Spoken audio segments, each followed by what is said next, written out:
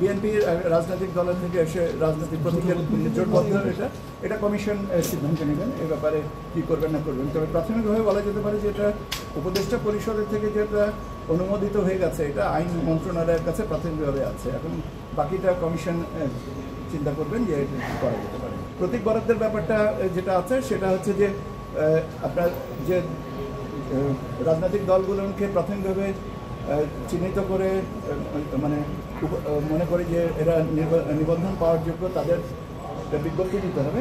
সেই বিজ্ঞপ্তির সময় তাদেরকে প্রতীক চিহ্নিত করেই বিজ্ঞপ্তি দেওয়া হবে। এইটা হচ্ছে অবস্থান। যে এই ব্যাপারে নির্বাচন কমিশনের অবস্থান যা বলা হয়েছে এখান থেকে এখনো পর্যন্ত আমার কাছে বিকল্প কোনো প্রস্তাব দেওয়ার বা কথা বলার কোনো তথ্য আমার কাছে নেই। কাজে নির্বাচন কমিশন যেটা বলেছে যে তারা স্ববিবেচনায় নিজের একটা প্রতীক বরাদ্দ করে দেবে, সেটাই হচ্ছে এখনকার পর্যন্ত অবস্থান। এটা নির্বাচন কমিশন মনে করেছে এটা রাখার দরকার নেই সেটা, এবং তফসিল সে করেনি। এটার ব্যাপারে যদি আইনি ব্যাখ্যাটা তাহলে তো আইনজ্ঞকে জিজ্ঞেস করতে হবে। আক্তার আহমেদ করা ৪২,৭৬১ এটা হচ্ছে কেন্দ্রের সংখ্যা, আর কক্ষের সংখ্যা হচ্ছে পুরুষদের জন্য ১,১৫,১৩৭, ১,১৫,১৩৭, আর মহিলাদের জন্য ১,২৯,৬০২, ১,২৯,৬০২, এই মিলিয়ে ২,৪৪,৬৪৯। এই হচ্ছে আমাদের চূড়ান্ত ভোট কেন্দ্রের সংখ্যা, ২,৪৪,৬৪৯। এটা হচ্ছে মোট পুরুষ মহিলা মিলিয়ে। অস্থায়ী কেন্দ্রের আমরা প্রাথমিকভাবে আমাদের এখন পর্যন্ত হিসাব হচ্ছে ১৪টা, এবং সেখানে অস্থায়ী কক্ষের সংখ্যাও দাঁড়াবে আপনার ১২,০০০-এর মতন। এই হচ্ছে আপনার যেটা ছিল।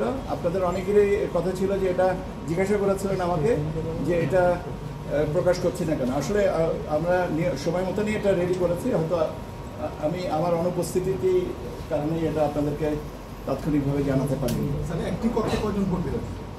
একটি কক্ষে আমাদের ক্যাচমেন্ট এরিয়া হচ্ছে ৩,০০০, গড়ে ৩,০০০ ভোটারের সংখ্যা, এবং সেই সংখ্যা অনুপাতে এটা কক্ষ বিন্যাসটা পরবর্তী এটা ভোট ব্যবস্থাপনার সাথে এটা আরও পরে করা। আপনাদের আরও কিছু প্রশ্ন আছে, সেটা যেটা আমাকে কালকে জিজ্ঞাসা করেছিলেন যে আমাদের কর্মপরিকল্পনার সাথে আমরা কিছুটা পিছিয়ে পড়েছি কিনা। হ্যাঁ, একটা বিষয় আমরা দুটো বিষয়ে আমরা এখন একটু পিছিয়ে আছি আমাদের কর্মপরিকল্পনা অনুযায়ী।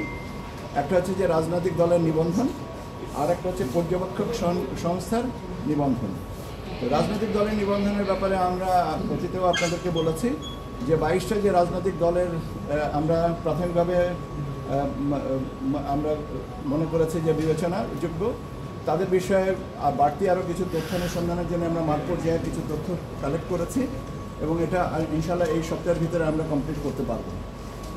এবং তখনই আমরা এই রাজনৈতিক দলের যে নিবন্ধনের বিষয়টা করতে পারবো। হ্যাঁ, এটা অত্যন্ত সত্যি কথা যে আমরা কিছুটা পিছিয়ে আছি, তবে সে পিছিয়ে পড়াটা আমাদের জন্য তাগিদও আছে, কিন্তু দুশ্চিন্তাগ্রস্ত হওয়ার মতন কোনো কারণ আছে বলে মনে করি না।